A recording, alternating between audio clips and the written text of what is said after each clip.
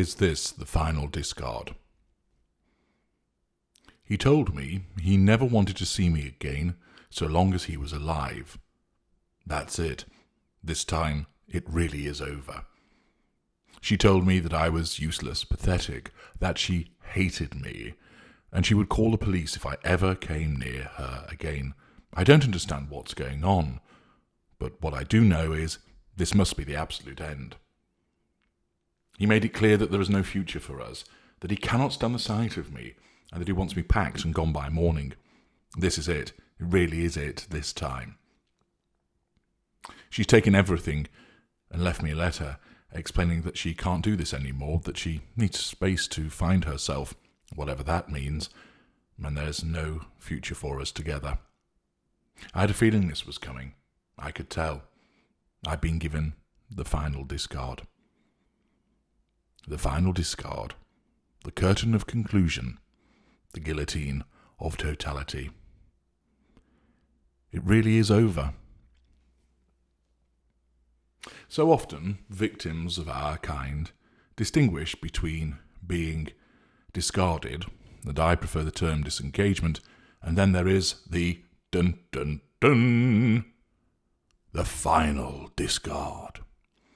There is being kicked to one side, bears, but the prospect of being hoovered back in, and then there is this apparent final discard or final disengagement, whereby you have been removed from your association with us, and it is the complete end of the entanglement, and there will never be any engagement between you and the narcissist ever again.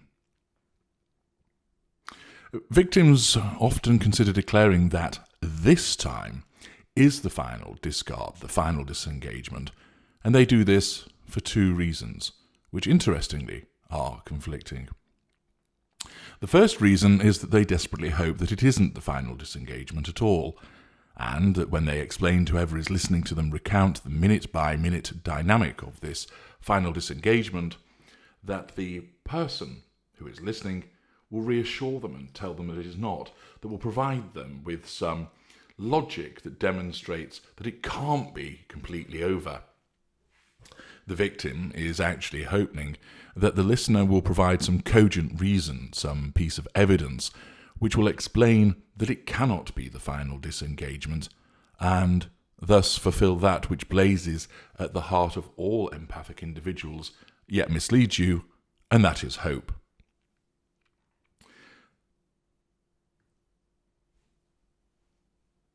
This belief that it is the final disengagement, but in essence hoping that it is not, is naturally driven by emotional thinking.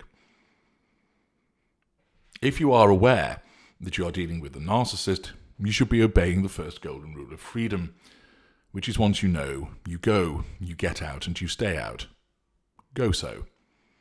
But instead, your emotional thinking, wanting you to continue to feed your addiction to the narcissist, causes you to believe that, although you think it might be over, you hope that it is not.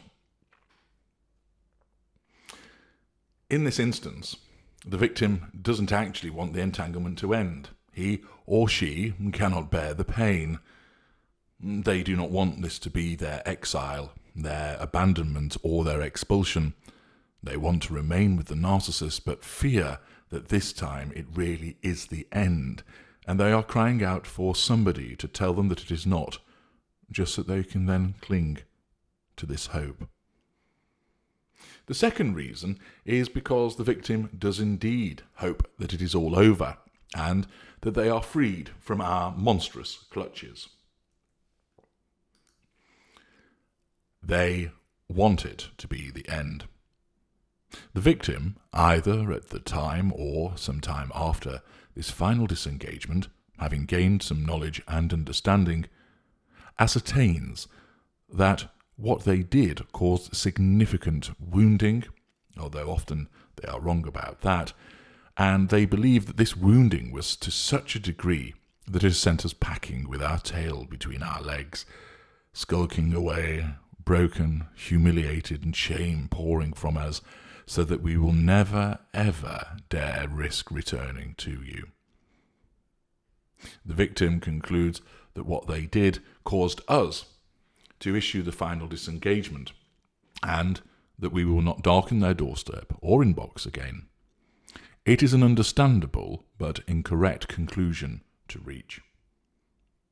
There is no such thing as a final discard or final disengagement. There is only ever disengagement, and that also means that there can be re-engagement. There is no finality, because in our minds, and with the lesser and mid-range narcissist, this is within the unconscious, and the greater and the ultra are aware of this, you belong to us. You are our property. And this narcissistic relationship lasts until either you die or we die. Indeed, in certain instances, we could even hoover you from beyond the grave. I don't mean in terms of haunting you as a ghost, but putting in place particular machinery through the creation of ever-presence and using technology to issue posthumous hoovers. In essence, this narcissistic relationship will only actually ever end when you shuffle off this mortal coil. That is only when finality applies to our connection. You are our property. Whenever you come up on the radar, we must control you. We need to obtain fuel from you. You are good, and then you are bad. You are of use, and then you are of no use. And then you are of use again. We have invested time and energy in you. We want to reap the benefits time and time again, and through our sense of entitlement, we shall do so. Unhindered by emotional empathy, we will repeatedly return to you if the circumstances enable us to do so. If you are the primary source, either intimate partner primary source, IPPS, or non-intimate partner primary source, which is usually a family member, we will disengage with you more often than not. In some instances in the relationship, and this is where you get the marriage that seems to have lasted for decades between narcissist and victim, there might not be in disengagement, but usually there is.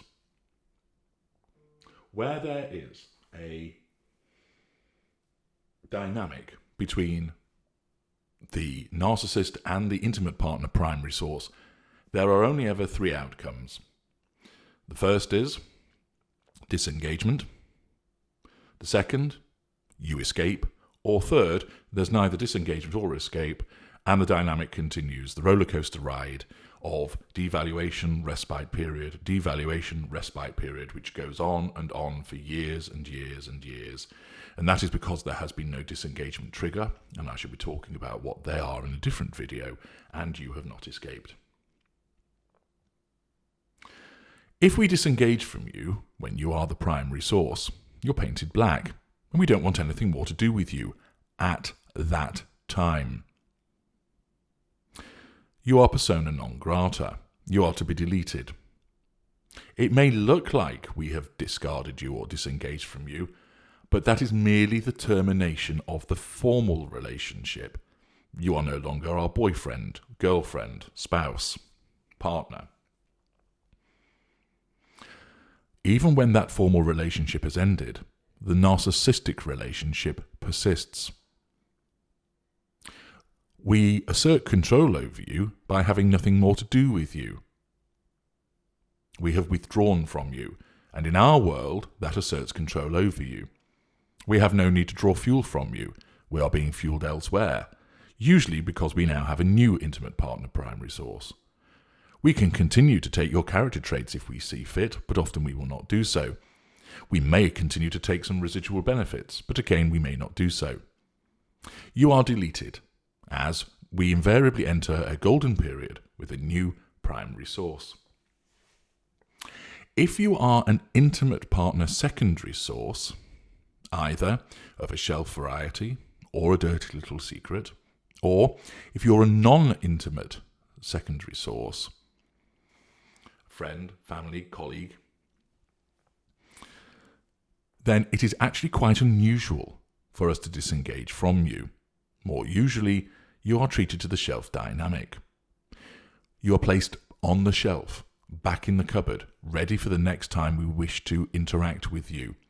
You are not deleted, you are just not required, for now. There is no disengagement, and you may not even be devalued. If you are devalued and placed on the shelf, then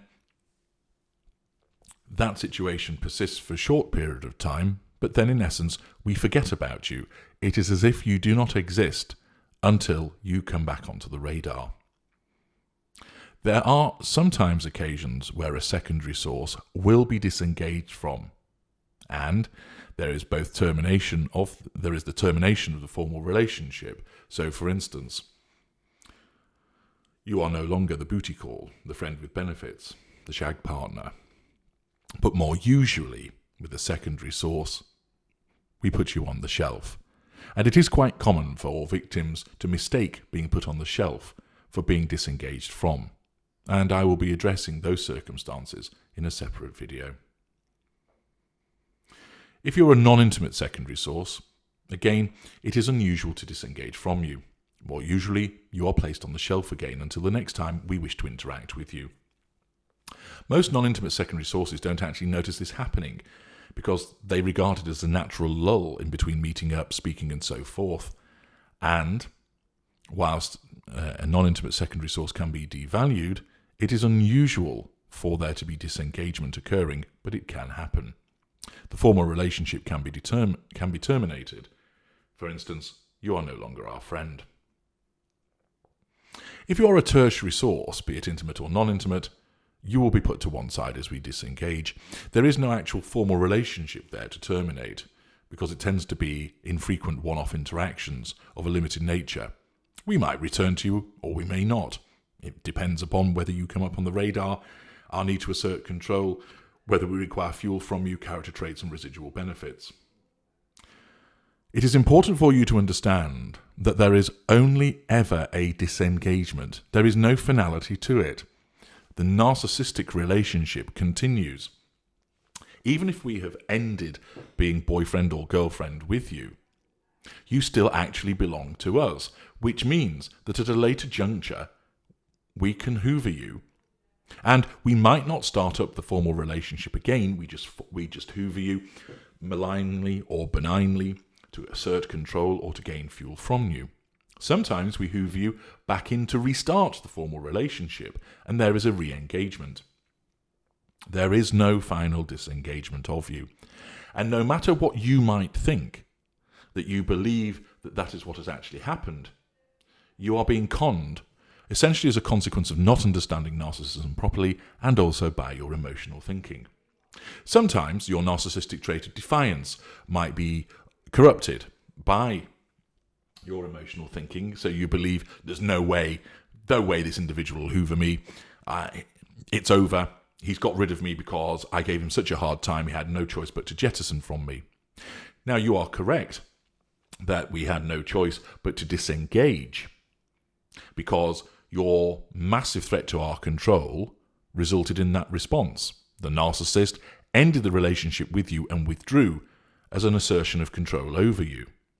However, that does not mean that we will stay away forevermore. Of course, if you put in place a solid no-contact regime, the chances of us coming back are much reduced, but there always remains a risk. And that is why it is completely incorrect to ever talk about there being a final discard or final disengagement. It just does not happen, because in our minds, you are our property, and if we want to come back, we can do, and we will attempt to do so.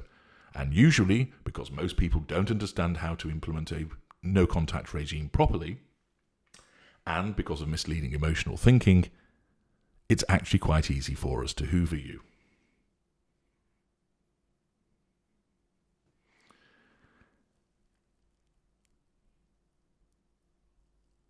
What about the situation where you have actually wounded us considerably, either as we disengaged or more likely when you make your escape? Surely that would bring about some finality. That must mean we do not want to engage with you any longer because you have in effect mortally wounded us, and as a consequence, if you did this and we disengaged from you, then we will never return, surely. If you did this as part of the escape you influenced, then is it not correct to state that we will not hoover you? No. As I explained on many occasions, there is always a risk that we will come back and hoover you.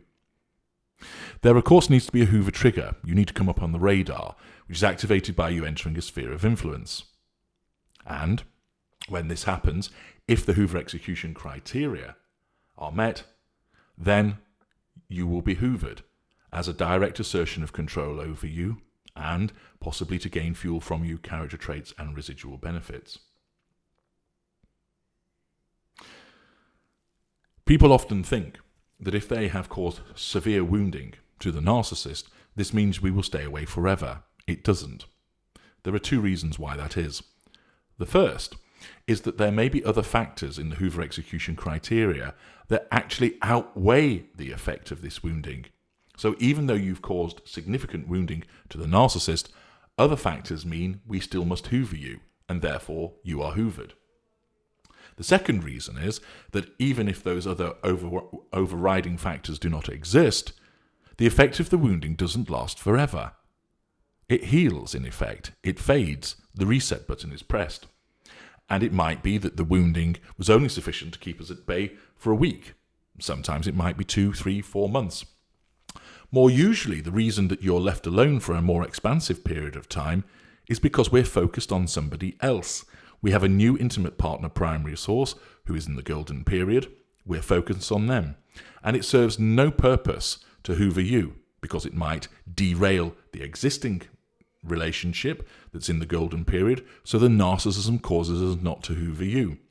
We don't need any fuel from you. We're being well fueled by this new person and other individuals within the fuel matrix.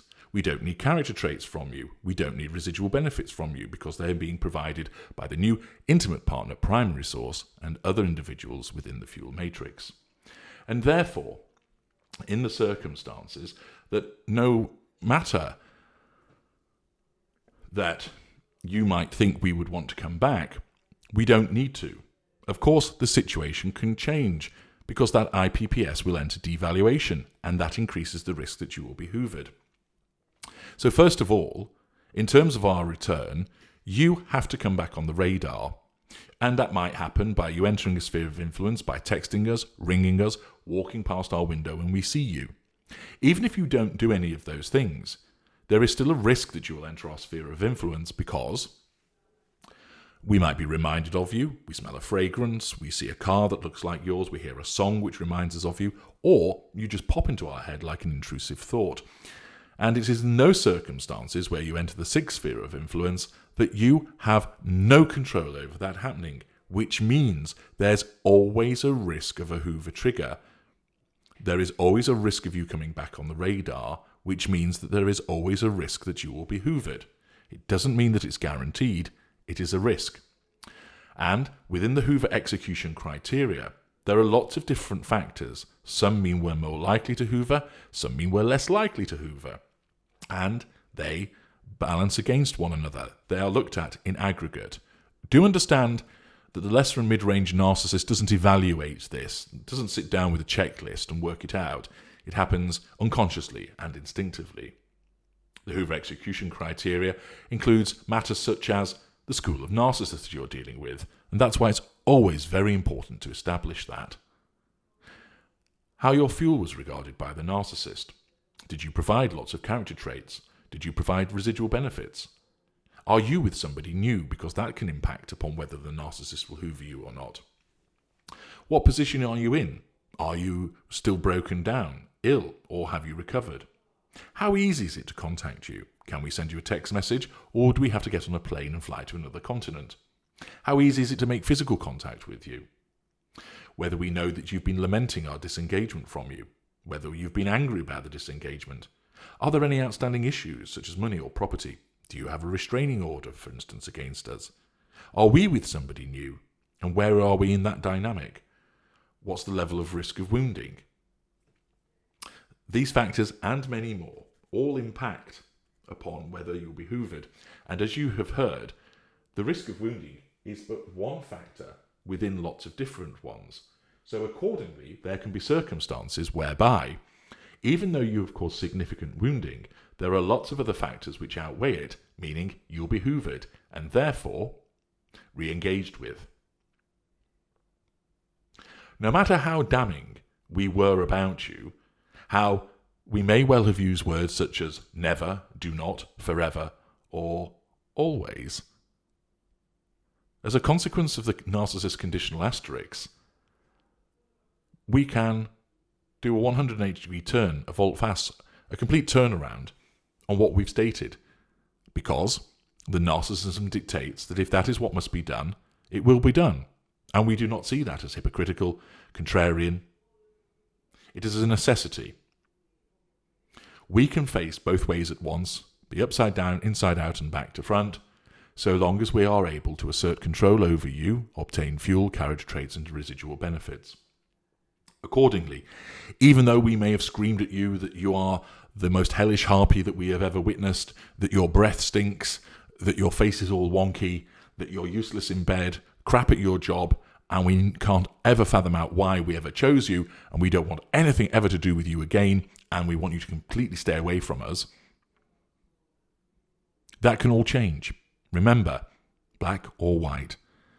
And all of the hateful things that we say to you can evaporate in an instant if our narcissism determines that is what is necessary to fall to one side, and then we will look at you through a white light, through a white lens, and praise you and say that you're this wonderful angel that has been sent to save us, and that we had our head turned by somebody else, and that we're so glad that you have come back, or that we need you back, and that we've recognized the error of our ways, and we will change, and if only you would help us.